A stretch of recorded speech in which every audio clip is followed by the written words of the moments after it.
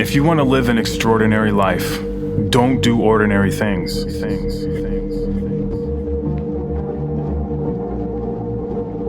Now, I want to preface this to say that I'm going to be really blunt in this video, because I see a huge problem in society that most people are afraid to point out. But these zombies, they prefer a beautiful lie over the ugly truth all the time. I mean, all the time. So right now, I'm going to let it ring. Let's get into it. Friends, parents, or partners that enable you to do self-destructive things like saying, "Come on, let's have a drink. Come on, let's smoke a blunt. Come on, let's go eat this fast food," which isn't even food, by the way. It's just filling your stomach with nothingness. This is an example of a toxic relationship, period. They say things like, "There's too many things to worry about. Enjoy yourself. You only live once." That's not liberation. That's a cop-out. You want a cop-out of living your best life? You've been conditioned to think that way. Now, even though some of this is not your fault, like the Food and Drug Administration, how they work together to make a fortune off you, or putting profit over your health and wellness.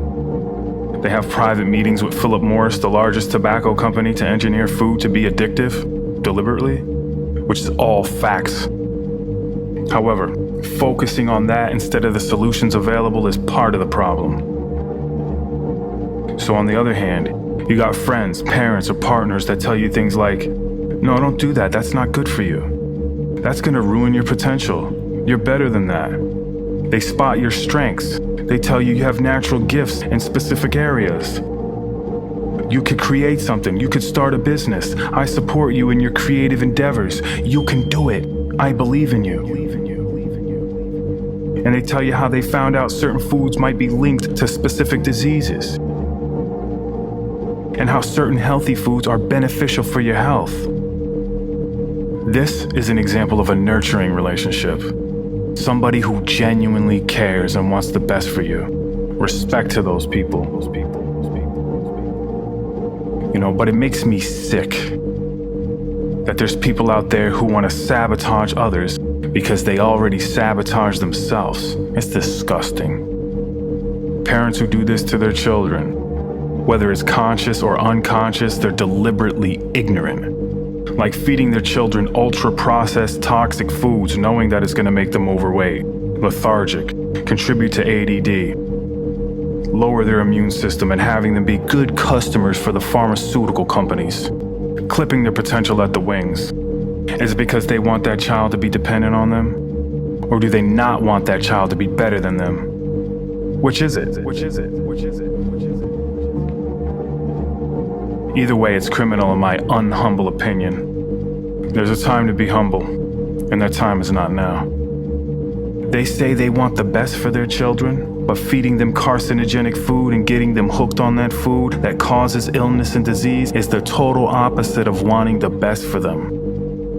And another thing, if you tell somebody to go to school and get good grades and get a regular job and discourage them from their art and their business that they want to start, you don't care about that person.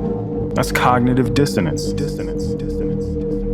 Saying that you care would be asinine, when what you really want is that person to be a wage slave just like you. When you don't want a person to be better than you, but you pretend to, you're a burden on that person. That fakery is disgusting, and you should be ashamed of yourself.